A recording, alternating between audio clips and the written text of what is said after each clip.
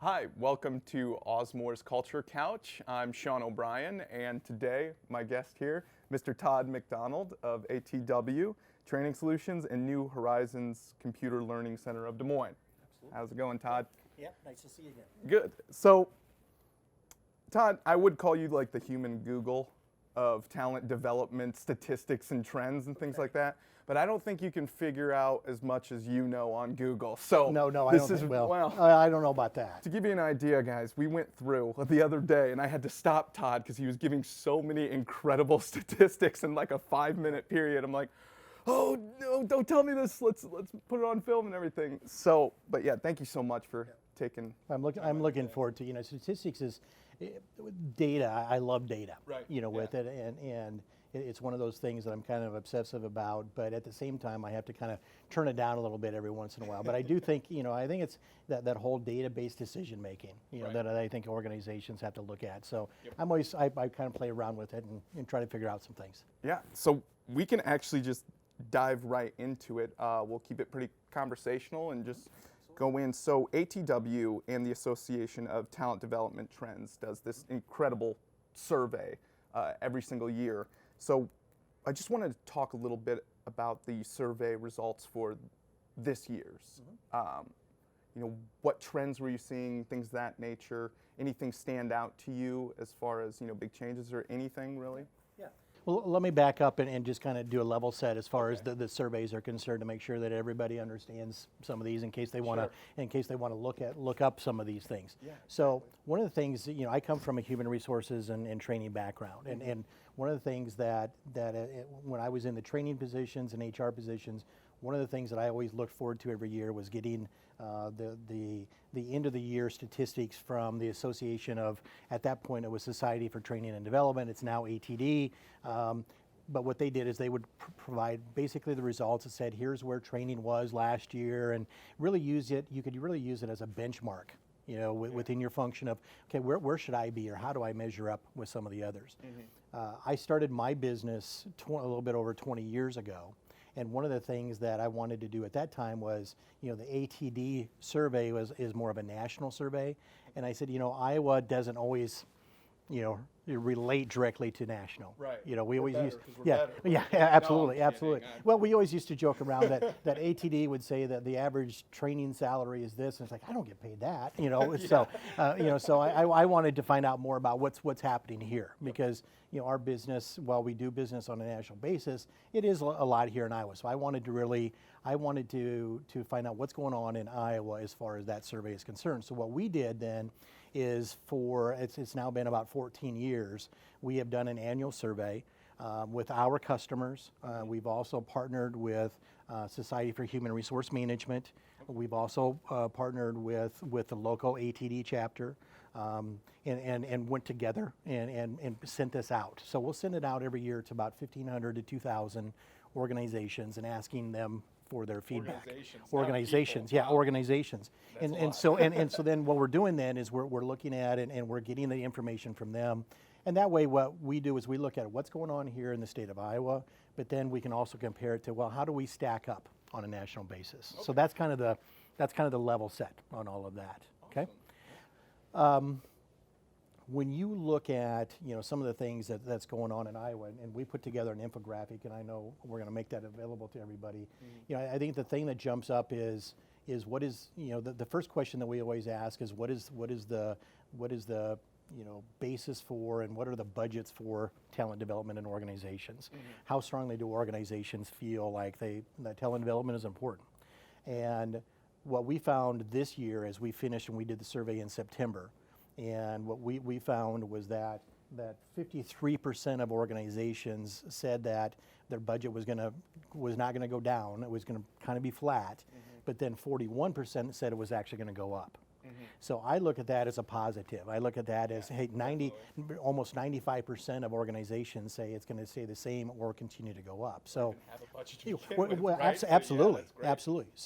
So I think that's a positive sign for business. Yeah. I think if you look at it at just where the economy is right now, I think that it's an economy that is as stable as you can say with all the political things that are going on, and I don't want to get into that conversation, with it.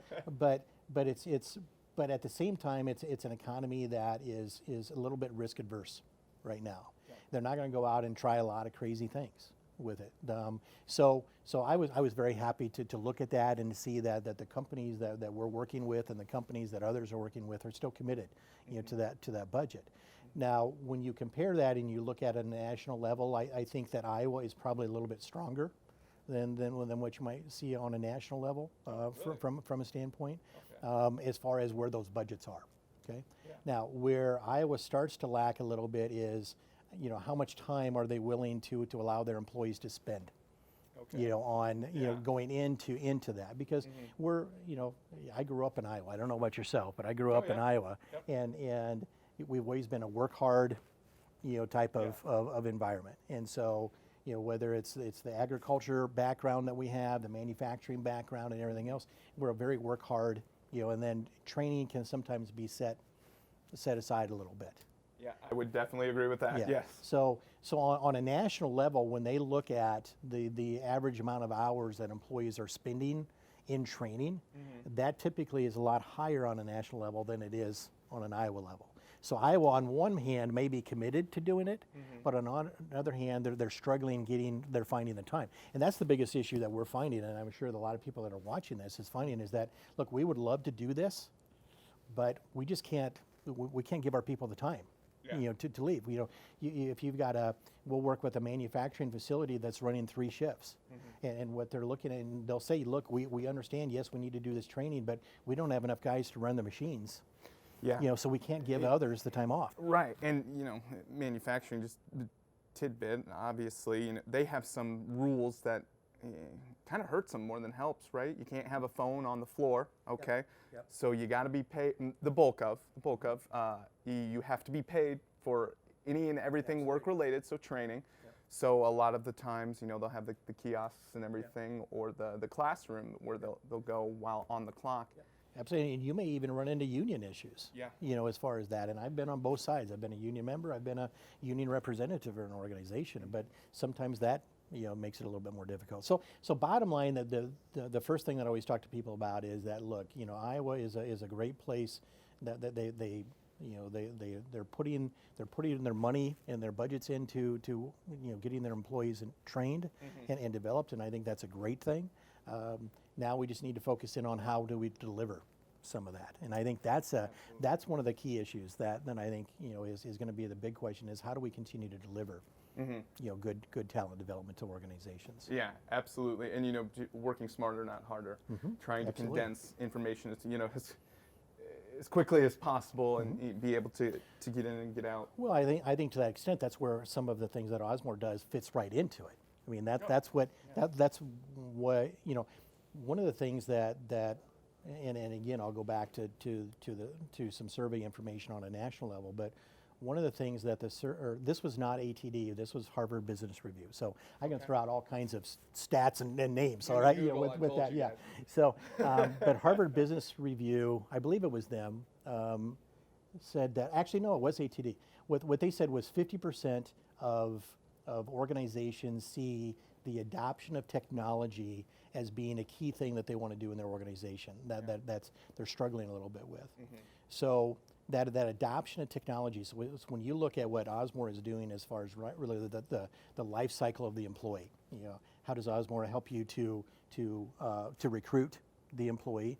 How do they help you? How does it help you to onboard? How does it help you to provide coaching and feedback to them? How does it help with the career pathing and tracking and performance appraisals and everything? That's the type of technology adoption that's going to allow organizations to allow technology to take the place of some of the things that they're doing and increase their efficiencies, which will open up time maybe to do some of the things that we want to have done. Exactly, and there's first off, thank you for your support there with Auzmor and everything. But that is one of the things we have set out to do, is to make sure we're automating a lot of the time-consuming tasks and things that come with training and reporting and things like that. But then on the back end as well, making sure that whenever the employee has time to jump on the smartphone, tablet, or the kiosk, They can go in and get those compliance, check the box courses done, or those that can be repetitive, right? I mean, obviously, you know, because you run, I mean, arguably one of the most prolific like training companies here in Iowa, right? So yeah, I think there was an interesting story, and as you alluded to, that we had to cut our conversation off because we were telling too many stories. But you know, the story I was alluding to, or I think we didn't talk a whole lot about, was, you know, we actually work for a manufacturing organization right now that are already doing what I would call micro modules. You know, it's those little tidbits of almost Google how to do something, and they were talking about roofers. This happened to be a company that was doing some that provided products for the roofing industry, and they needed to train some of the people that were applying the roofing how to do some certain things. And they actually showed us a 1 minute video and then said, okay, how can you make it shorter? Because what they were saying was these guys, the only way that they have ability to be trained is really going to be on their phone. Their training classroom is basically the peak of a roof. Right. Okay, they're sitting there. They have a just-in-time need of how do I do something for this application, and I don't have 5 to 10 minutes to sit here and watch something because I'm on a roof. Yeah, and there's no classroom around here, up here, right? And you know, that's one of the funny things too. Because we built the program to be as simplistic as possible, especially on the learner or user level and the employee side of things, to make sure anyone with any type of technological you know, background or no background at all would be able to have that self-explanatory. And once again, it's because I think a lot of it is because we're born here in Iowa, where we're looking around, and you know, it's a lot of the folks blue collar work, right? And we're very, very proud of it. So we want to put the tools in their hands as well to make sure, hey, they can do it just as much as the Fortune 500 company in New York. Yeah, you know? I think two big things that you bring up. You know, anything that we're doing has got to be simple to do. You know, and it's really got to be. In a lot of cases, we're seeing a lot more of being very purposeful about being given to them at the time that they need it. Yeah. Okay? We still do one of the programs that we do is this 6-month program on leadership development, and it's planned out, and it's great, and people love it, and it's a blended learning approach and everything with it. That's fantastic, and there's still, we sold even more of that last year, and we hope to sell more of it next year. Right. So there's still room for that. And it's an incredible course, by the way. Yeah, thank you. but we're seeing the trend towards how do we give them information on the job when they need it, how they can use it, and making it simple for them. Right. And we actually have a webinar. It's funny how a lot of the folks we bring on, such as yourself, that know exactly what the heck they're talking about, because you start to see a trend of you all, Niall Nickel and yourself, Todd, saying the same thing, like micro learning, small consumption, little bits of info, because people remember the beginning and end.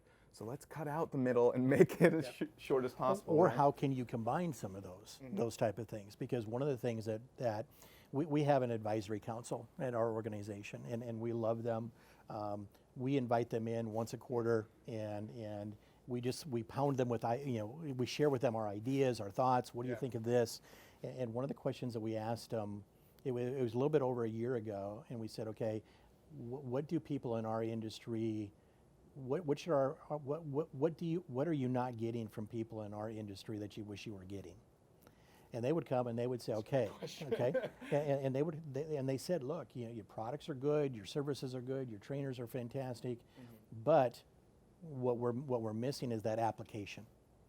How can you help us take it from being an event to a process? Yeah. And so that's where I also see the technology side of things, and the LMS, the service that you provide can be part of that application process. Because right now, for example, when we do a coaching and feedback program, we may, and again, we all know that when you're trying to teach something like how to provide feedback and how to coach people, it's much better to do it in classroom than the technology side, at least to learn the concepts and do some of the practice. Right, the strategic, not the static, right? You can take the bloodborne pathogens, lockout, tag out type courses, just automate it, get it over with. But hey, this is what makes ABC company great. you have to take the time in the classroom to be focusing on the strategic type of things like that. But right? what we have done, and with the guidance of the advisory council, is what we've done now is we've created 6 micro videos to be used 1 a week each for the next 6 weeks. That gives them, that feeds them a little bit more information. That says, hey, remember in the classroom when we talked about the difference between feedback and coaching? Feedback is this, coaching is this. What are you doing? And challenges them to do something. So the next week they get something. The next week. So now all of a sudden you're learning by using some of that technology-based type training, and then at the end there's actually a 20 to 30 minute e-learning program where they have to practice some of those skills. So now you've taken it from a 3-hour or full day one-time event to now an 8 or 9 week process. Yeah. And helping them with their application of some of the things. So I think that whole side of how do we use technology, not as it's not an either or. It's not the classroom or e-learning. Right. It's how do we combine the two of them to make it a better learning experience for the individuals.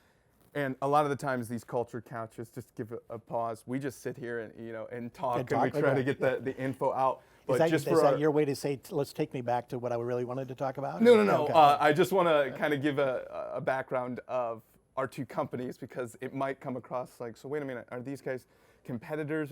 So Auzmor is the solution to help create your own launch, track, report, administer any type of training. And what ATW and Todd has done so incredibly well is create not only custom training, but all like job-specific trainings. And you can honestly, company comes in off the street and says, hey, we need it for this employee and this industry. They can do it, right? So and that's where, and we've been doing that for a number of years, probably 7 to 10 years. But I see that being the big. People love the ability to go home at night, and if somebody has a question, they Google it. Right. Or they find a YouTube video. With it. I had to the other night I had to change the filter, the water filter on my refrigerator. Okay. I couldn't find even where the filter was. With it by just looking at it. So I Googled it, and it said, okay, it's right here. And it's like, oh yeah, that's I wasn't even looking at it. So that's the type of society that we have. And so if they're doing that at home, they want that ability at the office. I can't figure something else. I want to be able to Google. Yeah, exactly. Something on that. I can't tell you the amount of times I can relate to that exact story there. That's why I'm chuckling like, oh, so yeah, we are a lot alike, right? But so this is kind of leading us into the next point I kind of wanted to pick your brain on with that workforce shift of the classroom to e-learning. And we're already talking about the just-in-time information, right? Instant, being able to just search real quick and find the info that you need. But with the survey and the stats and your industry expertise, have you seen that shift happening more rapidly as we progress here? Or? Well, I always joke around. Again, I shared earlier. My history was I was a human resource person, and then I went to work for what you would at that time would have been about 30 years ago. Would have been what you would call a media company. We produced training videos and those type of things. And I remember doing a presentation in Kansas City probably 25 years ago, talking about e-learning. And I made the mistake of standing up there saying, look, e-learning is a foregone conclusion. It's going to happen. You better get ready for it because it's coming fast. Well, now I'm sitting here 25 years later and I'm still saying, you know what? E-learning is a foregone conclusion. You better get on board. It's going to happen fast. But it's happening now. But I will tell you that I do think that the technology has caught up with the desire to do it. 25 years ago, we did not have the bandwidth that we have today. We can do things today from a technology standpoint that were in people's minds 25 years ago, but we just didn't have the technology to do it. Right. So I really see, you can go all the way back to, and it's not just in the state of Iowa, we know it more here, but the workforce. The fact that there are more jobs out there than people, okay? And so how do, we've got to deal with that issue, and that's causing us to look at technology in different ways. Whether you want to talk about virtual employees, whether you want to talk about how do we train and develop them, how does technology help us to deal with some of those issues. But we now have the bandwidth to be able to do some of the things that we want to do. So I do see that e-learning is really rapidly growing. I could look at and I can't, you talked about me being the stats guy. This is one I just don't remember, but the classroom training from an Iowa standpoint has stayed pretty steady, while e-learning we've seen going up, quite a bit. I may have it here on the other side, but yeah. So online right now, what we said was online that 64% of companies that responded to our survey said that they are doing online training. Okay. So almost 2/3 of companies are doing some kind of online training. Wow. Right now. Yeah, I tell you the truth, that's a little even higher. Just a heads up, I am in the online training industry, and that's still higher than what I would have guessed. Now, right? what you have to really look at is what do people consider online training? I mean, Exactly. if you're on lynda.com and you're looking up something, is that online training? Right. If you just Google something and watch a YouTube video on, how to set up a pivot table in Microsoft Excel, is that online? Is that online learning? And to a point, I think that a lot of people see that as something that they can do. Yeah, and that's one of the big things we've done at Auzmor too, is try to incorporate as much of the media as you can to create training on like the YouTube videos, PDFs, Word documents, anything of that nature, right? Because we've seen a big jump in that as well, where it used to be, I want this course, send it to me with a test at the end, and we'll get, That's what it was. Yeah, we'll get it over with. But then, yeah, I've seen a big shift to like, well, there's tons of free training on YouTube. How do we link out to that? Okay, call our development team. Hey guys, we need to be able to link into YouTube, and now we can. So and I think when you think about that, and I know there's going to be people watching this that are in roles like ourselves, but also in roles where are using people like ourselves. We've had organizations come to us and just and say, here's our core values. Here's some of our job descriptions. Help us to go through everything that is out there. Yeah. The problem is not that there is not online learning out there. The problem is that there's almost too much out there. When you go online and when you go on and search diversity and inclusion online, and you come up with 1,000 different titles. Yeah, that's funny you say that. I actually just had a conversation similar earlier today, but keep going. Yeah, but it's that idea of, okay, so which one? Right. I mean, do I have to watch all 1,000 to pick the one that's going to be right for me? Right. So that's part of that issue of trying to find out what's right. And then in a service like what you provide or others provide is, let's not put 1,000 titles into the LMS. We don't need 1,000 titles. Right. We probably need about 20 really good ones that really fit our culture, that fit the core values, and fit the strategic imperatives that we have for our company. Exactly. And let's make it simple. Again, back to simple. Yeah, and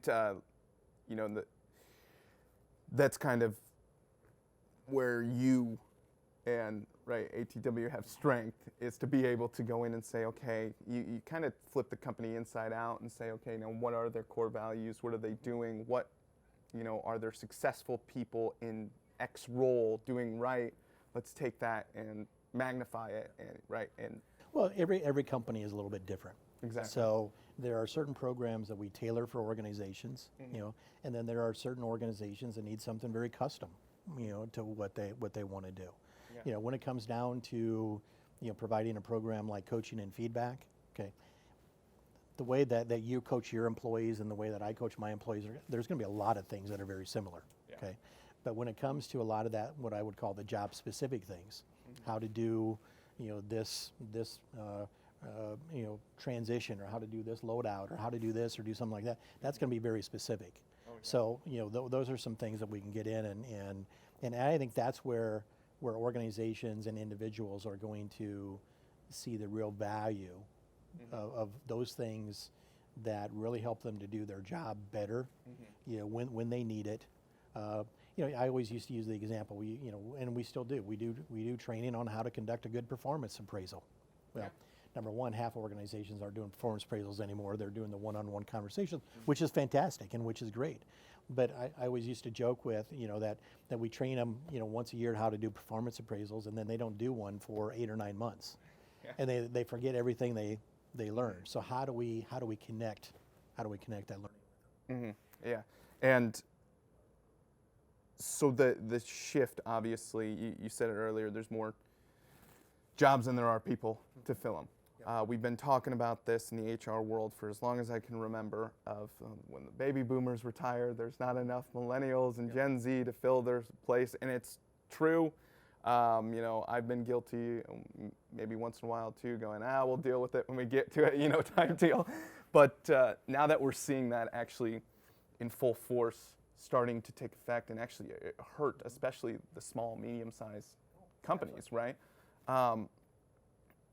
What are some trends in talent development and things you've seen that have helped, attract the younger crowds, if you will? Yeah. Or Well, I think that when you look at an individual, as far as attracting and having somebody want to go to training, part of it is, nobody really wants to go to training. Right. It's a lot of people, and I don't want to say nobody, but a lot of people look at it as, oh my gosh, I got to go to training, and part of it is because we're so overworked, to a point. I mean, almost every minute of the day is scheduled, somewhere. That's the efficiency and productivity and let's go with it, that we forget that sometimes we need to take a step back and recharge, a little bit and do some of it. But when you really look at and say, okay, what can we do to attract those individuals? We've really worked at and we try to work at and say, okay, what are we doing beyond just telling them information? How do we do it in an entertaining kind of way? Not a let's stand up and dance kind of way, but what can we do? Can we show clips of things? Can we relate good stories? Can we share case studies? Can we do some of the different things that make people interested? Yeah. From a training classroom standpoint, the best compliment we can get is if somebody walks up at break time and says, you know what, that time just went so fast, I can't even believe it's time for break yet. Yeah. Because we know that we've done it in a way that's really engaged them. Mm-hmm. So we use and everybody everybody, if they're smart, are using we're using live polling. We're doing things like that to engage people. It's not, we don't want the death by PowerPoint. Let's get away from some Absolutely. of that. Yeah. We actually had an organization a number of years come in and say, look, we want, and I want to say it was either a 2 or 3 day workshop on leadership, mm-hmm. and part of their direction was you could not use PowerPoints and you could not have tables in the room. Couldn't have tables? Couldn't have tables in the room. So it was a bunch of chairs in a circle, it was couches, yeah. and it was a flip chart, and it was a marker. I'm a communication major, I can get behind that. Yeah, right? Yeah, and so, but it was something different. Yeah. And what it caused is it caused them all to be very engaged. Yeah. In the process. No barrier between you and the instructor yeah. and your peers. Yeah. So I think it's how do you deliver it in a way? Mm-hmm. Everybody talks about e-learning and gamification and everything else, and I think that is certainly something that we should all strive for. Mm-hmm. But I will also tell you that costs money to do. Yes. And a lot of organizations, we talked about budgets earlier, and people were sticking in there. That's great, but you really want to do a great. I mean, we can't do, whatever some of these new games are. I'm not a gamer with it, but right. we can't do that in the training. We can't do those games on the training side of things for the cost, because people just don't have the budget to do some of those kind of things. Yes, it's very expensive, and I've actually chuckled a few times before too when we have like prospects. We have content providers that have games and stuff like that, but you have to understand, when you bought your kid's Xbox game for $60, $70, yep.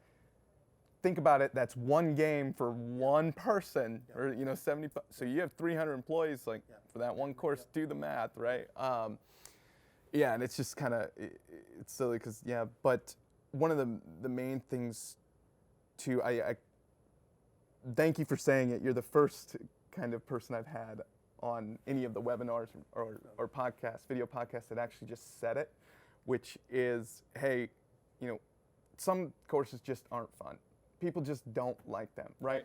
There's only so much you can do on lockout, tagout. Exactly. And I've told my buddies a lot of the times when we create a platform to help report, launch, trend, and they're like, what do you do? Have you ever taken an online class, like that annoying class you've had to take for work or whatever? Oh yeah, I'm the guy who sells that. And then they go, well, I don't like you anymore. But no, and that's the fact of the matter. And a lot of folks, we understand, right? We all love human resources, and we want it to be the best for our company possible. The fact of the matter is, some courses, they're just not fun. No one's gonna like them, right? But they're compliance courses or something you got to get done because to be compliant with the government. The government says so. Yeah, right? and our job from a talent development perspective is to do them in as engaging way as you can with it, while accomplishing the goals of whatever that course is. Yeah. With it, so. Yeah, and like lockout tagout, I have a full version, and I've only gotten about 7-8 minutes in before I'm like, so there's the course. Yeah, well, and we've done work with organizations where it's a course that is for CEUs, and with that they have to have a certain amount of seat time to do it, so they can't skip through. So we had talked offline about different states that have different laws, and California has certain laws as far as harassment, and you have to have I think it's 2 hours of classroom training, and it has to be this and it has to be that, and all that kind of stuff, and in some cases that's almost putting handcuffs on you to how engaging you can be. Right. I mean, they have to spend 2 hours for supervisors, 1 hour for employees. Take your best shot at it, but the layman employee is not going to go, I love doing this every year. So, but, but another thing, back to like the CEUs and everything, that's kind of where you specialize in that type of training would actually be more beneficial for, the classroom times, things like that, right? With that continuing education, we've actually had some of the courses just putting them in a learning path, and it automatically launches out, right? Okay, once I complete it, the next one launches. You have 7 days to the HR director or manager, whatever he or she. And I think that's where the technology is going to come into play, down the road. Is that those are ways to make it more efficient for organizations to do. You can use the LMS to track that. You can use the LMS to feed it out to people. That's where, when I talked earlier about the adoption of technology, within organizations, it's not just a new system in the loading area. It's not a new system just for accounting or new system for estimating or anything else. It's in human resources as well. What are we doing on a human resources level that can be done, better, faster, and ultimately cheaper than somebody doing it themselves?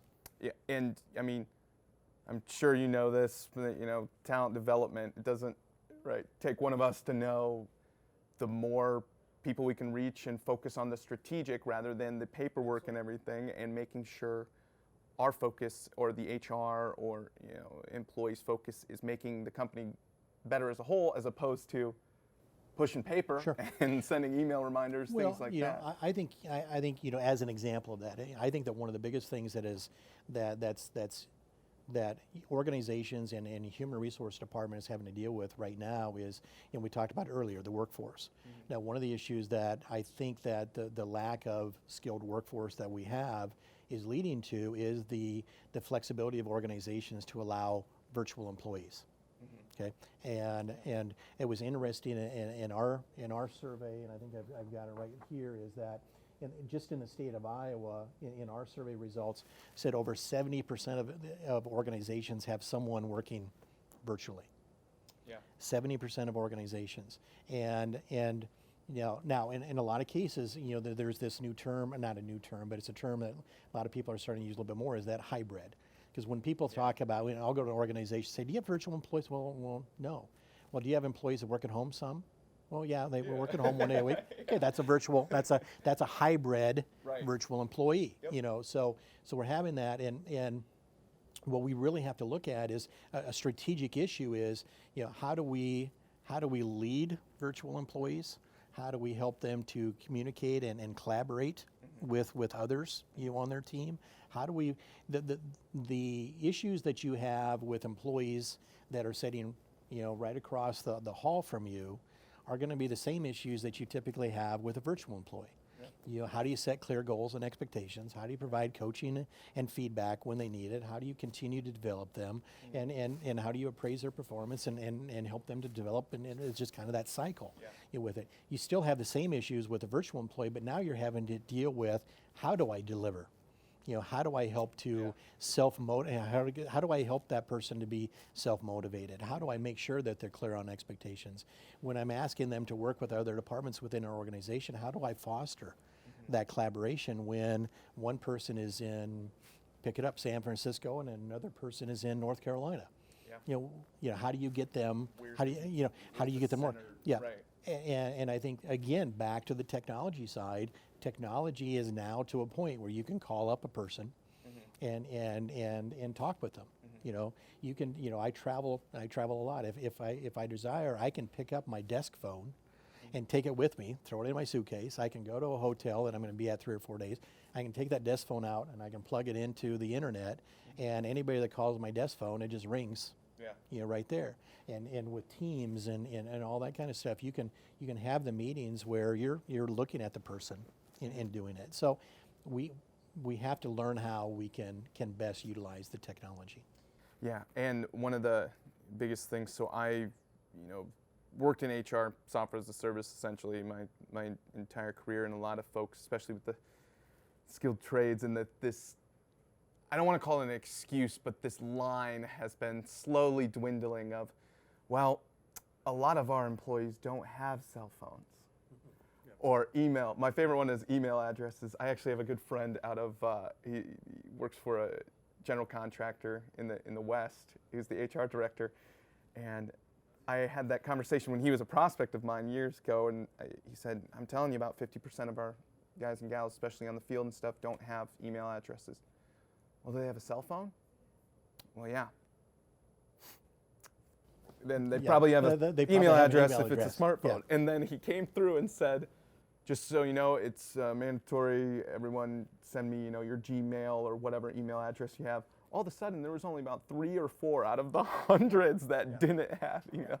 I mean, it was funny. It was like fuzzy penguins at Gmail that they were embarrassed about. But all of a sudden, oh, wait, because these folks are growing up. We probably all have one of those email addresses that we probably would never share anymore. Right, absolutely not. Well, mine is sn_ob@hotmail.com.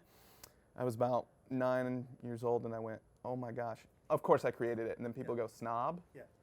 Oh, no. You thought of that one. Yeah, absolutely. But, yeah, so with this whole shift, right, and everything,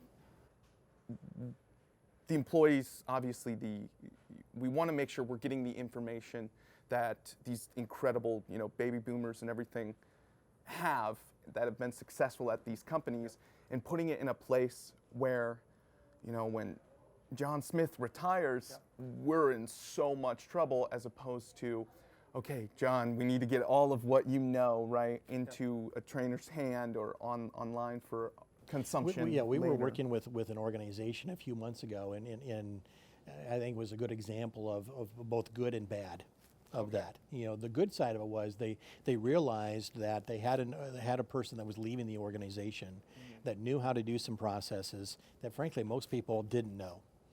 Okay, and so the good part of it was they realized that. The bad part of it, they realized about a week before the person left. Oh no! And so it was a mad scramble to go in, and we went in and we recorded interviews and we did all kinds of stuff to capture that institutional knowledge. Wow. That was going to be walking out the door. Yeah. In the next week, and I think that as the baby boomers get to that point where they're starting, and they're already starting to exit the organization, organizations have got to look at it and say, let's give ourselves more than a week to capture some of this information, because when these people are gone, I tell you what, my plan is when I retire, I'm not coming back, but we got to be thinking about some of that kind of stuff, and technology is the way to do that. But then where we'll come into play with that as well is, as we've captured that institutional knowledge, now we can take that and we can create e-learning programs, or we can create programs that will help individuals to learn some of those type of things. But content, it has always been and will always be king. So we got to capture the content first. before it walks out the door. And then you can back into it and say, okay, what are we going to do with this? How do we structure something so that the next person, that we hire, and the one that we hire a month after that, and the one that we hire a month after that, we don't have to go. We have something that we can use to onboard them and to get them up to speed a little bit faster. Yeah, absolutely. And make sure you're putting, like, you don't have to go with the Auzmor Learn LMS. Give me a call. If you talk to me, I'll tell you right away, hey, actually, I think this might be a better fit for you. But make sure you have something, right, that is taking all these,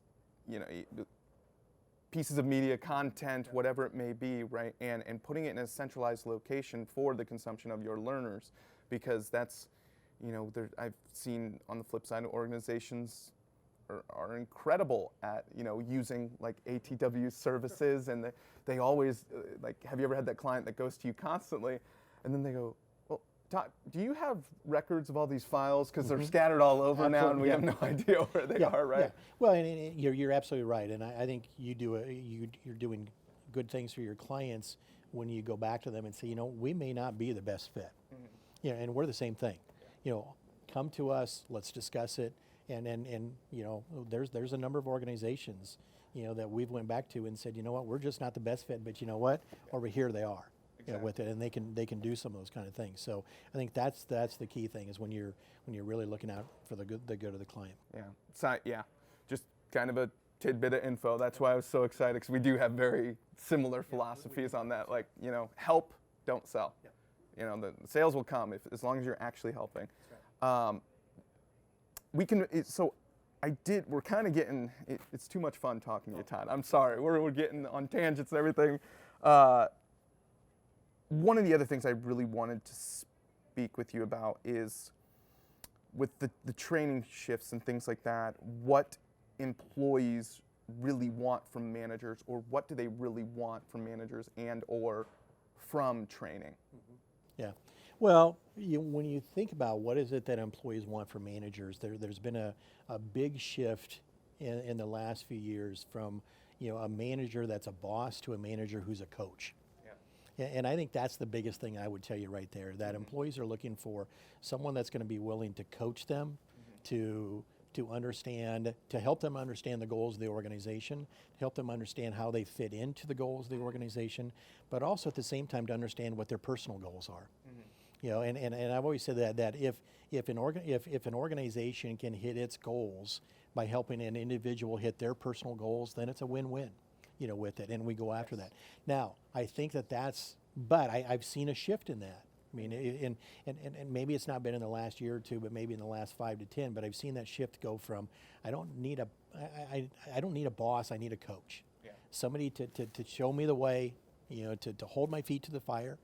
Right. To sometimes to give me a pat on the back, and other times to give me a kick in the butt. Right. With it. But I need that coach, to go out and do those, do those type of things. So that's a big thing that I would say that what employees are looking for out of that.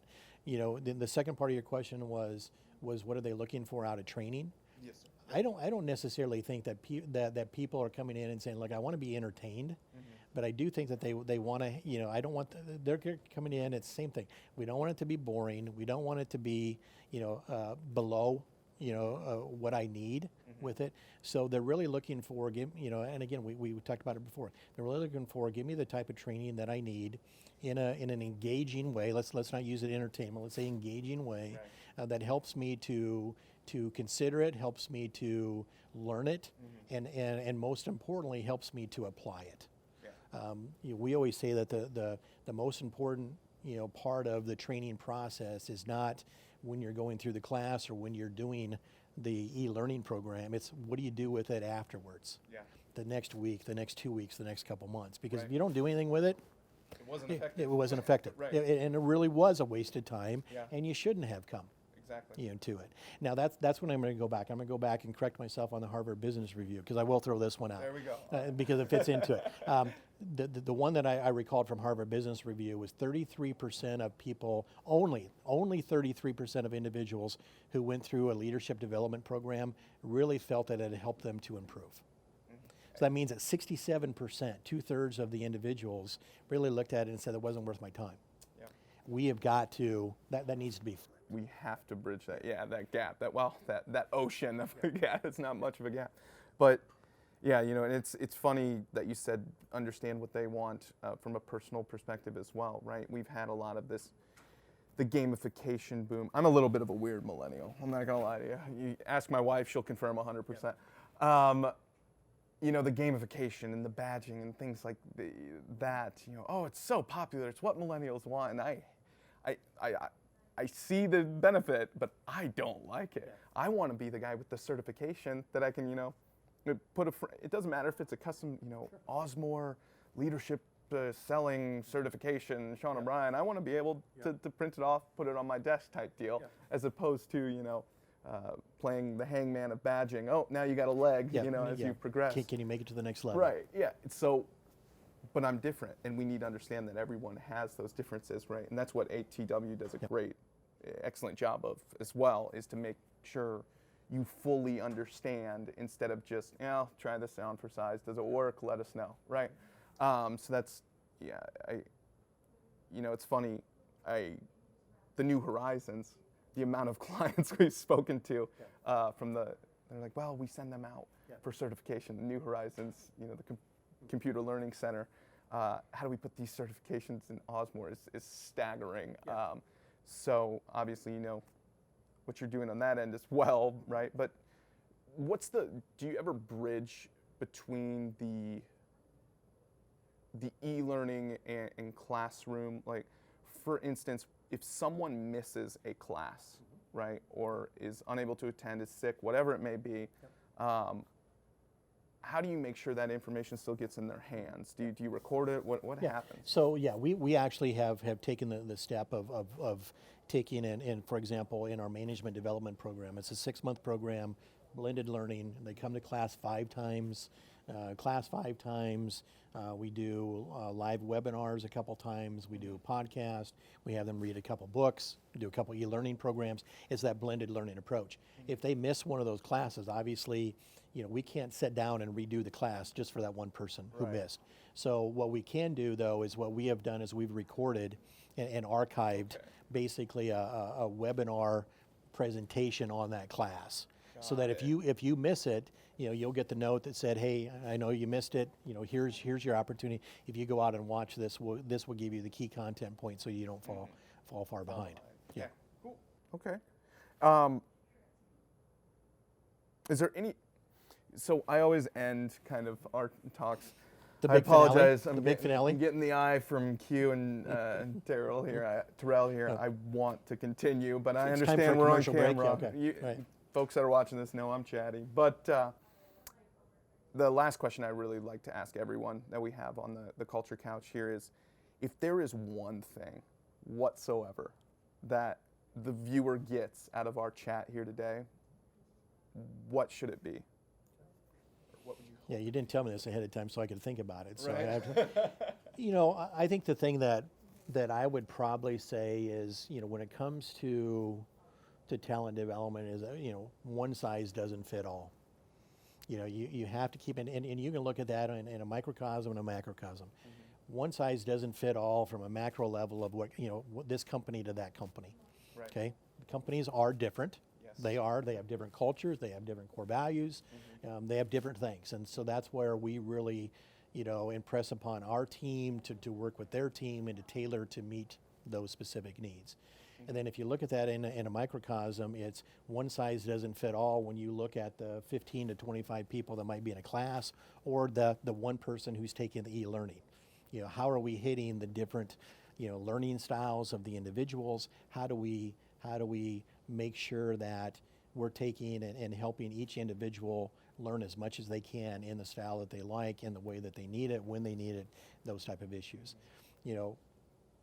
While there will still be a call for classroom training, off the shelf, just good solid stuff, I think we will continue to look at and start to evolve into more of that individual type learning, very job applicable when that person needs it. Yeah. And if we can figure out how to combine those different things, maybe some of that off the shelf with that just-in-time training, with the tailored tape training, that's when we're really going to start making a difference. Yep.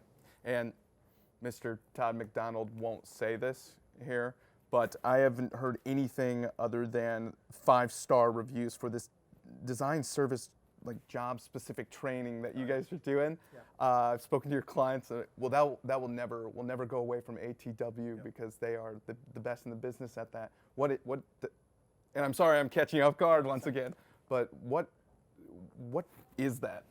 Well, really everything that we've been talking about as far as the real customized is really what we call design services. Okay. It's because that organization that comes to us and says, here's our needs. Mm-hmm. We may not be able to fit that need with something that is already developed, so let's custom design something. Okay. When I talked with you about that roofer that needed something very specific to them, that's a design service. Yeah. We have manufacturing companies that will come to us with, hey, we're starting this new process. How do we do that? And we'll design everything from classroom to job aids to the kiosk on the floor. Yeah. You know, where they don't know how to do it, they can go out over to the kiosk and hit it, and it will show them right then when they need it. You know, that's the design services side of things. Awesome. Well, I can tell you from a third-party partner here that doesn't make any money off of telling you guys this, but this is apparently, it's a gold star. You guys want to check it out, ATW. Mr. Todd McDonald, thank you so much for being with us here today at Auzmor.